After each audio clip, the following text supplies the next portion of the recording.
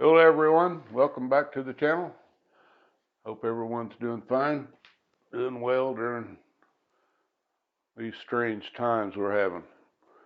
Enough of that. We're going on to the setup of Dungeon Crusade from Grubus Games Unlimited, created by Roger Deering.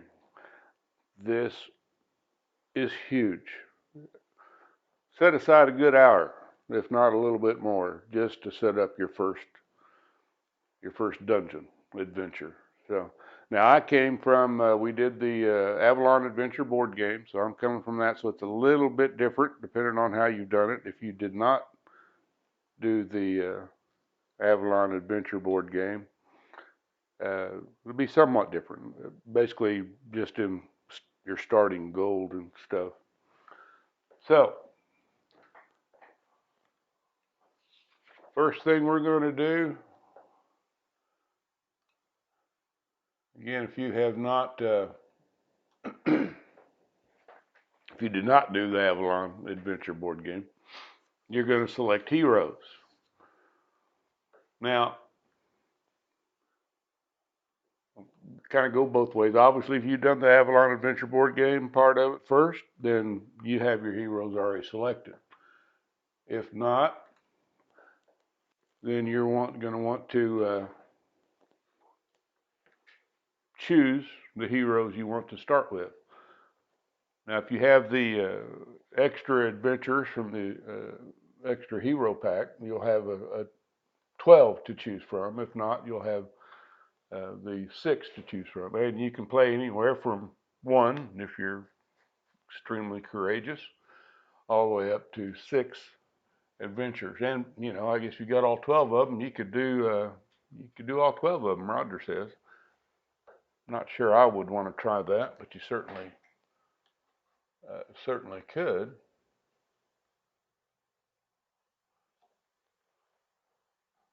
I mean, nothing's going to stop you from doing that anyway.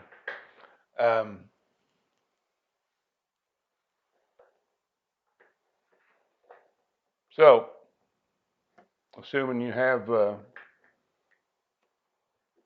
your adventures picked, you'll want to. Each adventurer has 3 cards. You'll want to start with level 1, and then you will want to get the miniatures out for each one, the standees.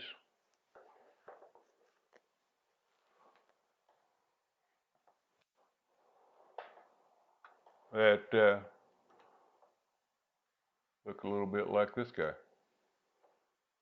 That's one of them. That is Sir Brennus. So, again, you get all 6 of them if you're playing 6, however many you're playing. Select those standees, and you'll want to get the, like I say, the level 1. Get the clear bases and set up. Should need 7 of them, if including Albus, obviously. If you choose 6 adventures and Albus, and you'll want to get the little clips for I think it's the little white clips on there. Put them on. If you're just starting, you'll put them on where the circle is for each hero. In my case, each one has lost a little bit. I think some more than others, but. And then you'll want to get the starting weapon for each one.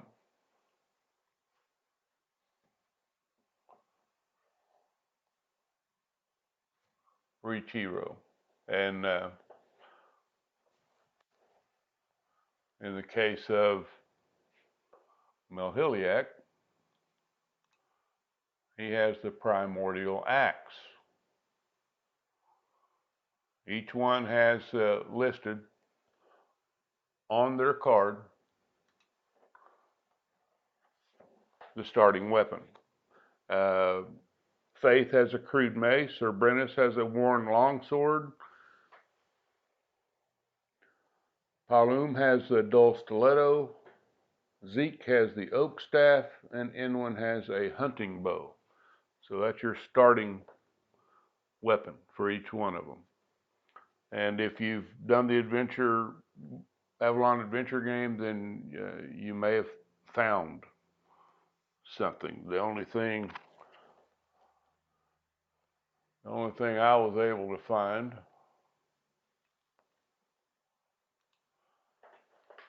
was the Sunstone ring. I'm giving that to Faith because that'll just boost her spiritual abilities up quite a bit.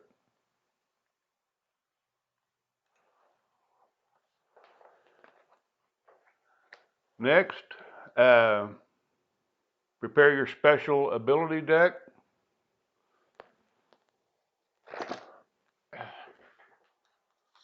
You'll want to, each character has 3 special abilities. And you just shuffle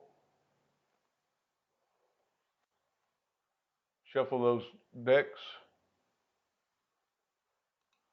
and draw the bottom card. That is the special ability that hero will not use.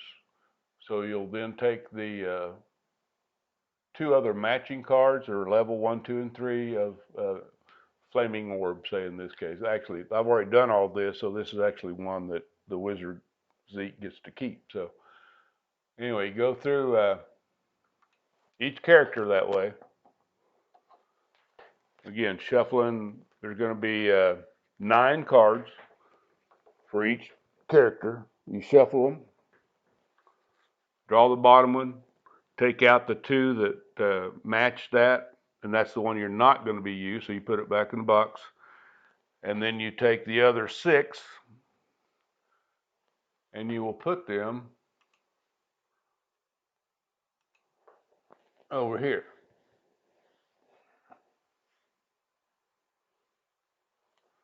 Where the academy is on the village card. So that's my stack of cards that I get to use for each one. So obviously, like I say, you lose 1 card from each character, one special ability from each character, and those won't straighten up. So, and then you just place them there on the board. Next, you're going to choose a scenario. In this case, we have chosen the first one.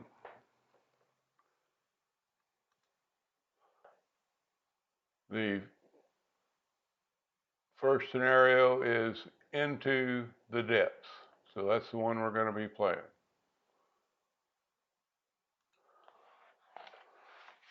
And you want to select your dungeon board.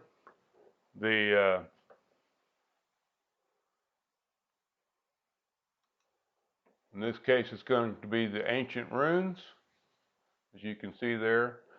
And you can also see there the starting gold.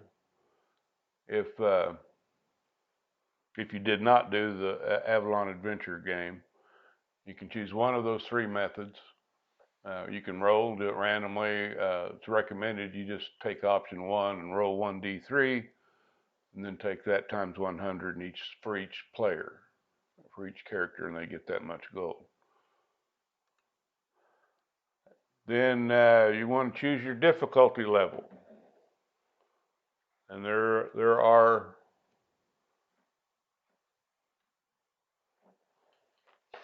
3 different ways to do that.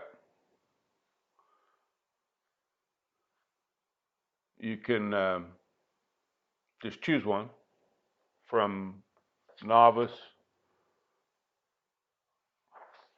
all the way up to what's the top one called here? Master. You can just choose which one you want and go that route. But you'll want to do that because that'll determine how you seed the dungeon, basically, what all you're going to put into the dungeon. Okay, so going on to the basic setup. There are actually two phases, a basic and advanced. So first you're going to take the dungeon board. This is the dungeon board for Into the Depths. This is the Ancient Runes dungeon board. And as you can see, I have it already completely set up, but we'll go through it. I did it a little bit different. Recommends taking all the different doors, these guys here, putting them on the black bases, and you put a door into each opening of each chamber, and they're fairly easy to find out where the actual door would go for each chamber.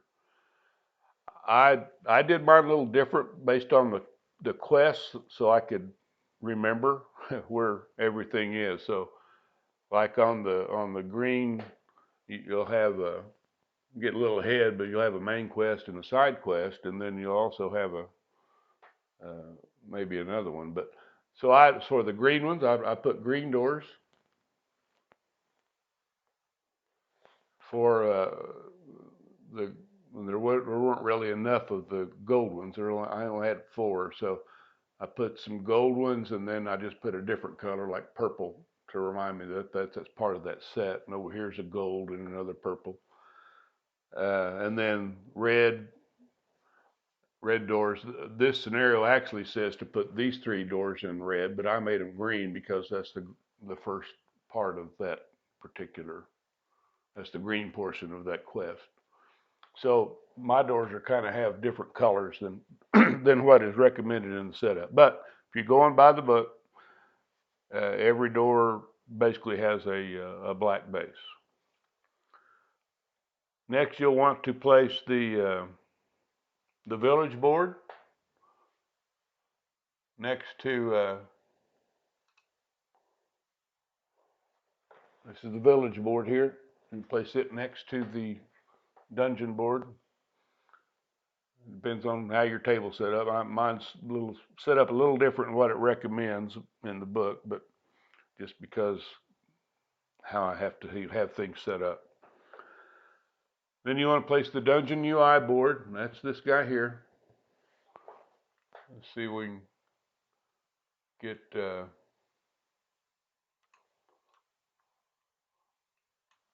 down there and get the rest of that. There you go. This is the dungeon UI board. Then you will want to build your mining deck. There's a little bit of a glare, but these are your mining decks here.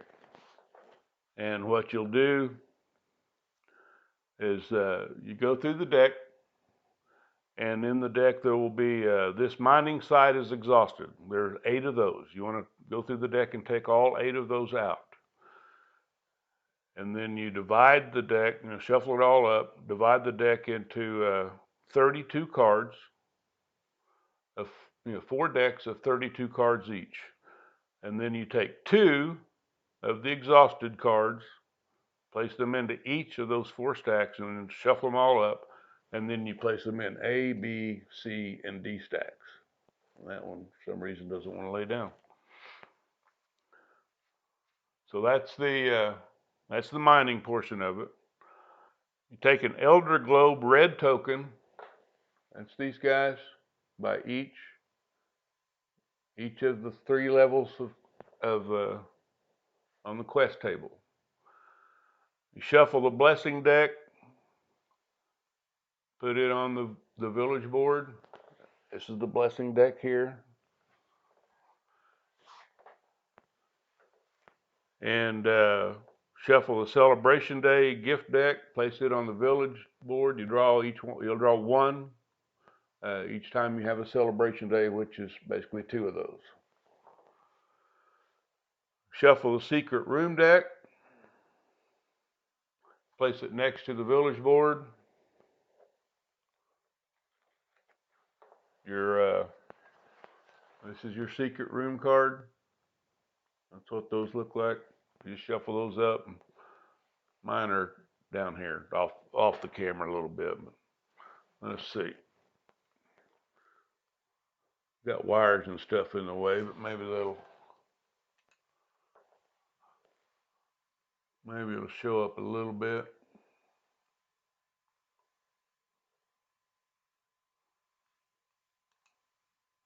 There's your secret room card. I got wires all over the place here. Got like 4 different cameras, so it's a little bit tricky to work around. Okay, so that's the secret room deck. The Power Gem recipe.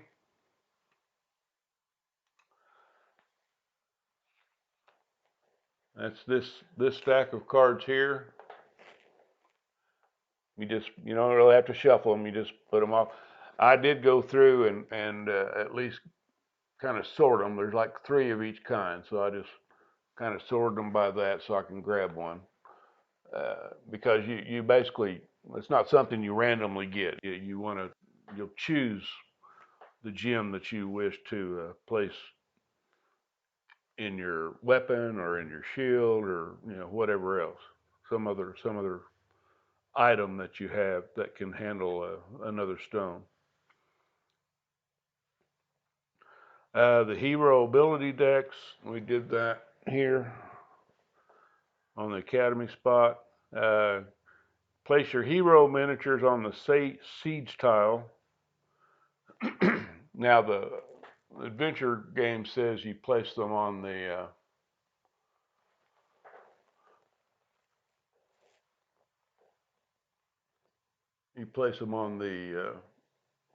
village map. So that's what I did for this one. They're just kind of hanging there around the village before they go shopping, buy a few things, heal up, buy some potions, or go to the inn or the tavern and do something because they're going to have to rebuild their health.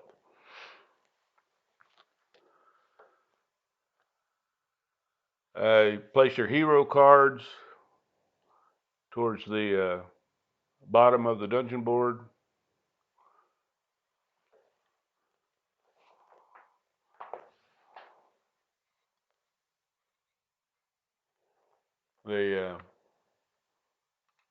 I'm not sure how the best way to do that, but you can see mine are kind of spread out along here. Some folks I've seen maybe will spray some out, and I'll probably have to do that. Maybe have 2 rows of 3, but I'm running out of room. Like I say, this takes a pretty good sized table. This one is, I don't know, 6 by 42. I think 6 foot by 42 inches, and it's not quite big enough. Of course, I have to have a computer up here, all that other stuff. So anyway, shuffle your treasure chest deck. Place that on the UI board. That's these guys here.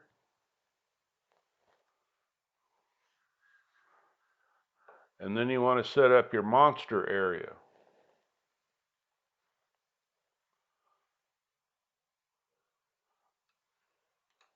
And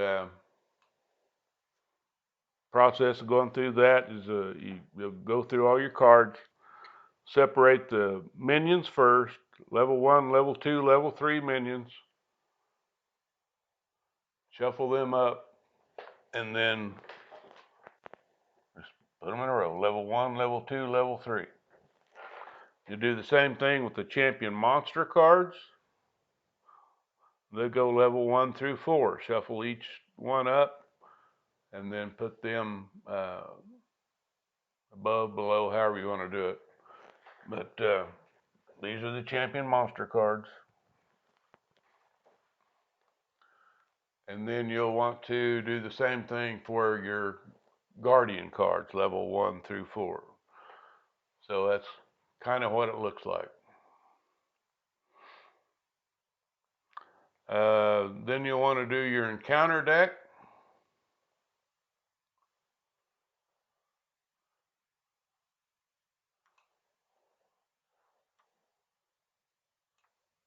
That is in the Dungeon UI board here. You want to remove 10 interlude cards, and it always has one on top, so you'll take 10 of those out. You shuffle the remainder of the deck, deal out 30 cards, and then you shuffle those 9. You shuffle 9 of the interlude cards back into the 30. Shuffle them up real good, spread them all out, and then you place 1 interlude card on top. So your first encounter is always going to be an interlude. Then you put those on the UI board. There's a spot on the board for them right there. That completes your basic setup. Then you'll want to do your advanced setup. First thing you do is you draw a tavern card.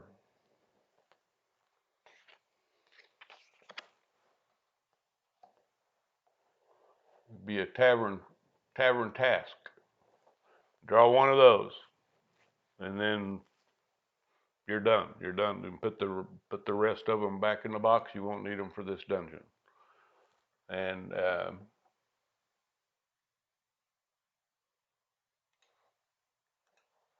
there's I don't remember how many there are, but fairly good number. And each one is different. This is the one I drew, Skulls of the Dead. So that will be a tavern task that I can get, let's say 600 gold, I guess, if I get enough skulls, basically. So that's going to be the one I'm going to have. So anyway, you draw one of those, then you're done. Gather the 3 tokens for the main quest, side quest, and the Kill the Guardian quest. And then you're going to place those on the village board. These are right here. Main quest, side quest, Kill the Guardians. You have level 1, level 2, level 3. You're going to put all those up. Then you're going to set up the main quest on the dungeon board. And this this part of the process takes a little while to do. There's a lot to do.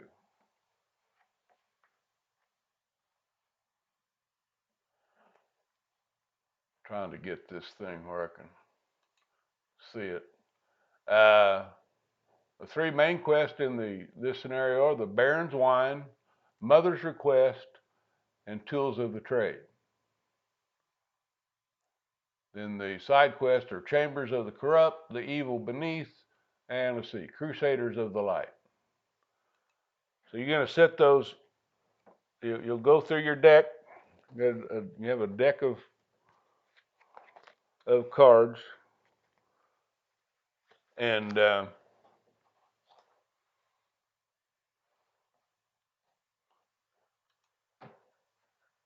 each one will have some flavor text, and it shows you up there in the upper left corner. You see the map, the dungeon board that you're going to be using. Some flavor text, and then there will be, let's see,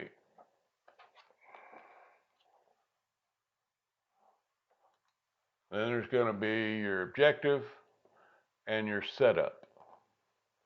So in this one, you shuffle 4 level 1 monster tokens, 1 empty chamber token, place 1 token with each chamber of the Tomb of St. Viticus North and South. So, like I said, this is where the process kind of slows down, because it takes a while to, and this is provided you've already, obviously punched everything, sorted everything. I recommend Dungeon Dive YouTube channel, DJ. He has a couple of videos on sorting solution. Roger, obviously, you go to Groovis Games, their YouTube. He made some with suggestions from different storage. I ordered the things. I haven't got them all in yet, actually, but I ordered the ones that Roger suggested, and I had a couple others, actually just one others that I used that just kind of a bead tray, but it does pretty good. I did pretty good for. I got pretty much everything put into two of the 36 things that Roger recommended, and then that one little deal. So, and everything pretty much is fit in there. I do like the ones that like say Roger suggested.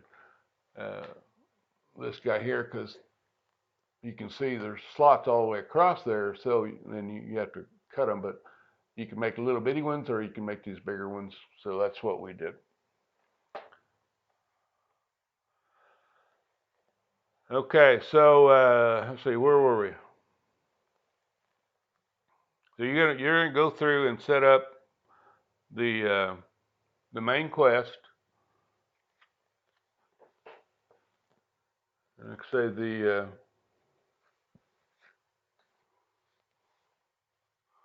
main quest, the first one, the green one, was the Baron's Wine, but you're gonna set up all three of these at once. They'll all be on the board. This is the one that said, well,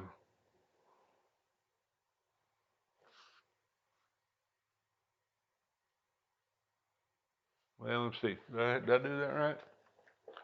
Yeah, Baron's Wine. That's the main. That's the main quest. I showed you the side quest, Chambers of Corrupts, what I showed you. But the main quest in the green one, the easier one, is place 3 doors with red bases in each chamber of the ancient depths. Um, that's here. These 2 chambers are ancient depths. Like I say, I did the green ones just because that tells me that's a green quest. And then there's another green quest up here. That's probably, is that the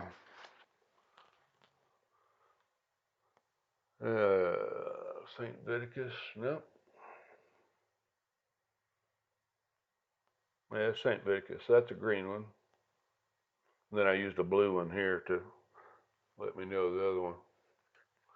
Oh, I think this is part of this one. I think you have to go to 2 different places. Yeah. So anyway, I don't want to get bogged down in each one of the quests,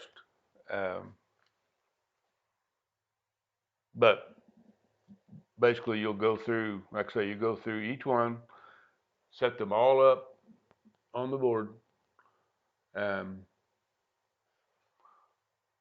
like it's not difficult. It's time consuming. It just takes a while to until you become really familiar with the dungeon.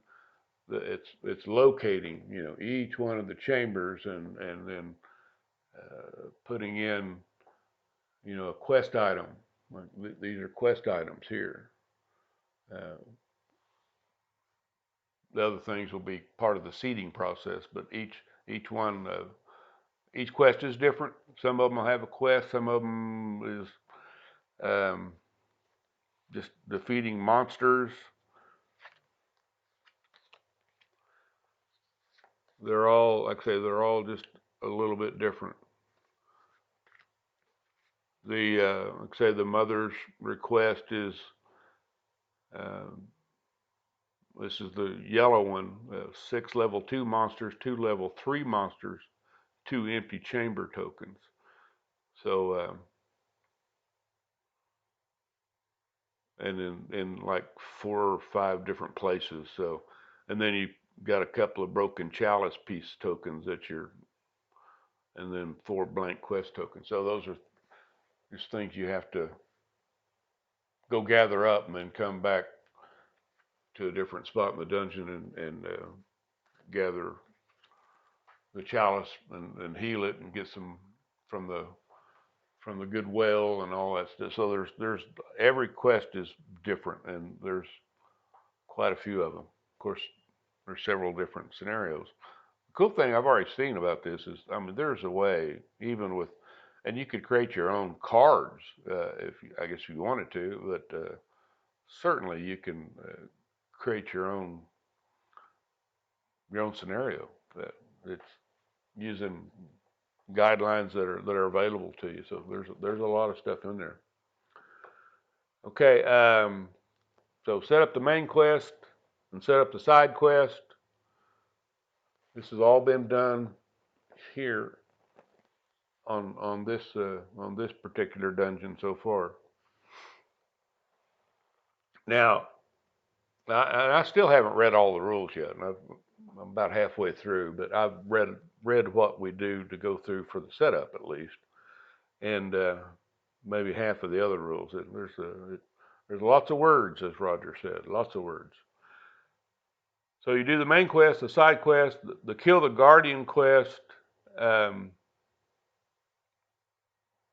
Not really a lot to set up on those, but they are there. Next is going to be seeding the dungeon. Now this is another thing that takes a little while. You've chosen the game difficulty mode. Like say you can choose one of the 6. You can custom, just choose however you want from each one, or you can randomly roll for each one. So you go through and you'll look at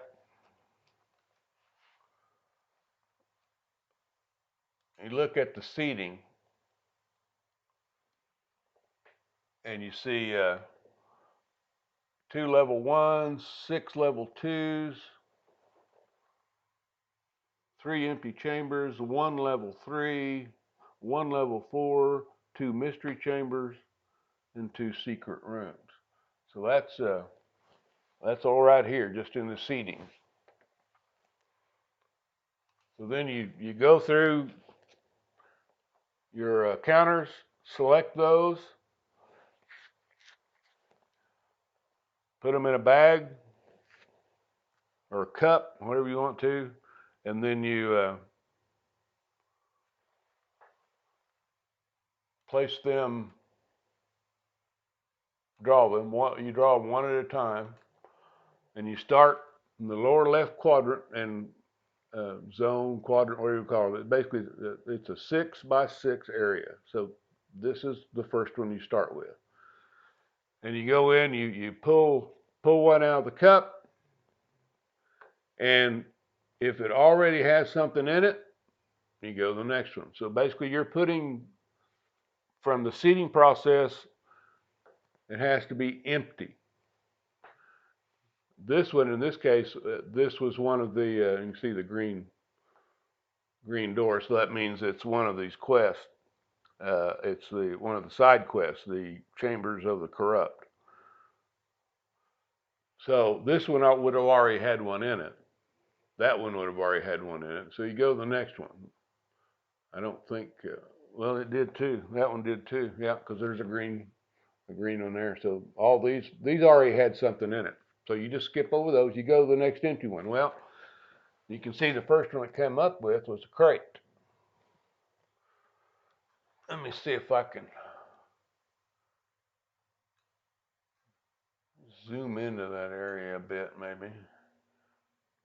It gets a little bit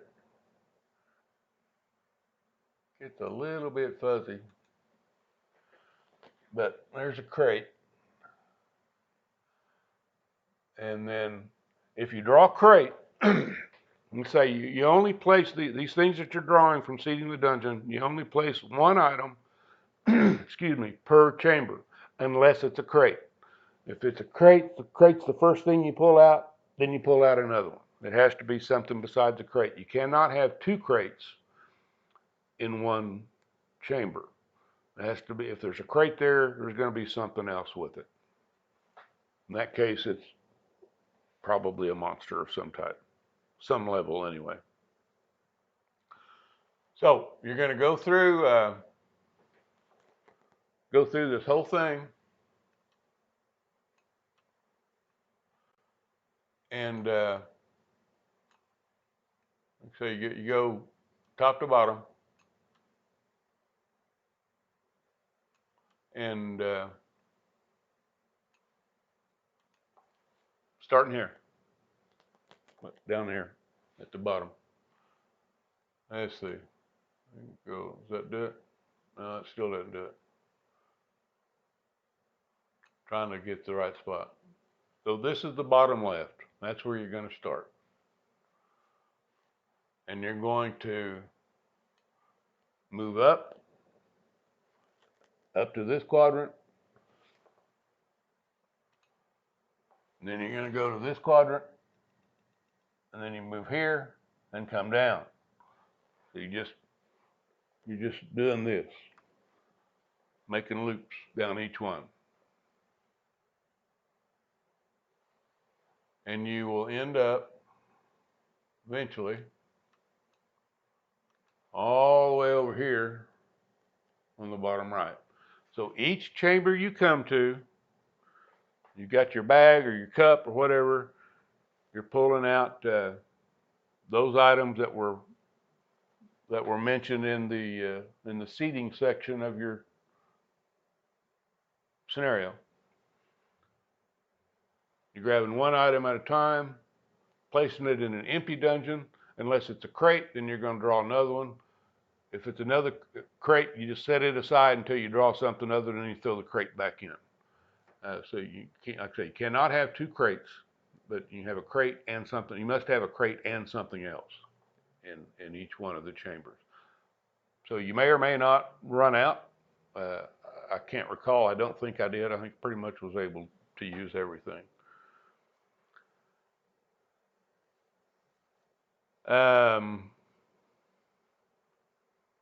So we've seeded the dungeon. We're done with all that. The next thing we're going to do, we go back over here to the village and the dungeon UI. We place our bazaar items on the village board. That's these guys. And again, that's going to depend on which level of difficulty you chose.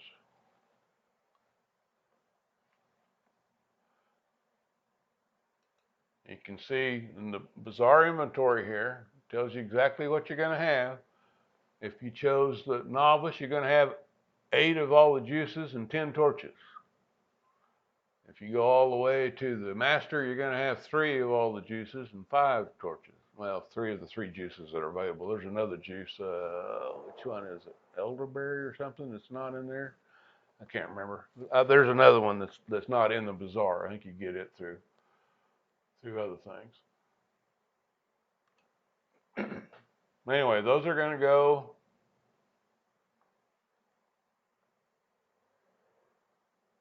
Oh, let's see. I probably need to get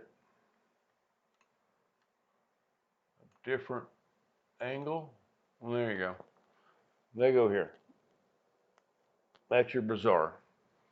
Okay, once you've done the bazaar, you're going to place your cards in the blacksmith area. That is here. You'll notice there's 5 stacks. So what you want to do is get your entire deck of of these cards, your loot cards. I'm sorry, not your loot cards. Yeah, it is. It is your loot cards. Yeah. Thought I was getting the wrong one. Anyway, you get your entire deck, and if it's the first time you've opened it, I'm telling you, things are scattered all over the place. They don't run in any particular order, but you separate them out by the color of these up in the upper right-hand corner. Excuse me. White is common, green is uncommon, blue is rare, purple epic, orange legendary. So once you have them all separated, of course, you want to make sure you have already pulled out your hero's weapons. Shuffle each one of those 5, and so you have 5 stacks. And then what you'll want to do is you'll go over, look at your scenario, and you look at the blacksmith inventory. And you'll see if you're playing on novice, there to the far left, you're going to have 16 common, 14 uncommon, on down the list, 12, 10, and 6 legendary. So that's what you're going to have. And you deal those cards out from each deck, from each of the 5 stacks you have, and again, you will have 5 stacks left.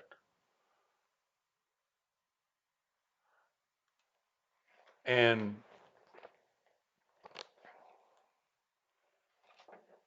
like I say, if you deal 16 of these and you put them in there, 14, 12, like I say, whatever the amounts are, then you put them in the appropriate slot there on the village board. That's what's available for your heroes to purchase. Either when they come in from the dungeon of the Avalon Adventure board game, they come back from completing the first level quest, all 3 of those, and come back for Celebration Day. And there's also a method to restock those, obviously, but I'm just talking about getting set up for that initial one. Okay, then once you've done all that, like I say, shuffle them all back, shuffle them up, place each stack on there, and they go face up. So you're allowed to choose. You don't just choose whichever one from each stack that you want to buy from. Okay, next you're going to place a token on the terror level. That is all the way up here. And again, that's going to depend on what difficulty level you decided to do. Yeah, I'm doing this first one's novice. I'm trying to make this easy as I can because I'm not sure what I'm doing. So you can see the village terror level, and you get to start on 1. So that's where your red token goes on the board. Next, you're going to go place a token on the raid difficulty spot. And I gotta find that. Oh yeah, no, that's not it. No. Okay, it is just off of this one.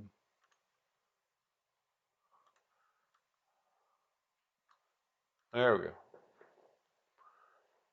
It's right here. And again, novice is on 20. Basically means when it comes to doing a raid check, you roll a d20. If it's a 20, then they go to raid from a vagrant. And you can make it real hard and roll a d4. And if it's a 4, then that one becomes vagrant or raiding. Okay, place a token on the guardian spawn spot. That's here. And again, depending on your level of difficulty, I again chose the easiest one there is, novice. And it's on 20. So it takes a d20, it takes a 20 on a d20 to spawn a guardian, and then that will move down each time. I did get a little conflicting from the book or from watching Roger's videos. The book says that you move it down every time. Every time you check, you move it down. The rules say, that's what the rules say, that you move it down each time. Pass or fail, you move it down. And from Roger's videos, of course, those are older videos, so they may revise the rules. He said if you spawned one, it didn't move. But so I'm playing it by the book. So it'll move every time.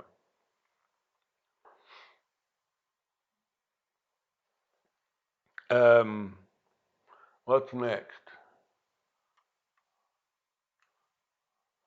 Let's see. Place token on the Guardians per quest table. Where is that? I don't remember seeing that. I don't think it is, but anyway, it depends on where. Guardian spawn, teleport. I don't see that. Maybe I'm missing it. But that's basically, like I say, if you're playing novice, the Guardians per quest is one. You'll have one Guardian. That's the max you'll have for each quest level.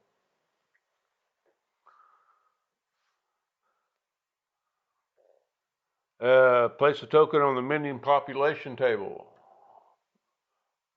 That is over here.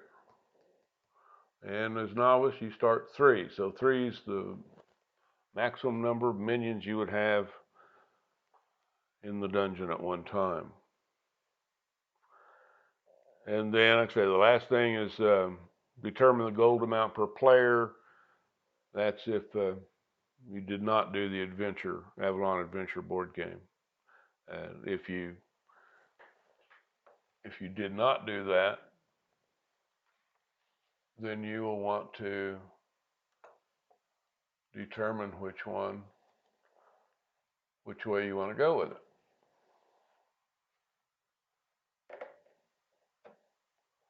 And you can see, say, you can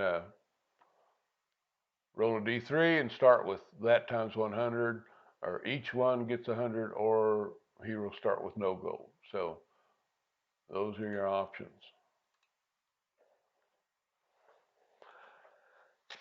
And I believe that is about everything to setting up your first dungeon quest here in the Dungeon Crusade game. So this one, this one is all set up. The only thing I have to do to start is start at the village, spend my gold to buy. I've kind of looked through some things already. I think I'm going to have enough gold to buy each hero a second weapon, and heal the ones that are, not everyone, but heal the ones that are a little more injured. Like Inwin is down to 3 health and 6 essence, so she definitely needs some help.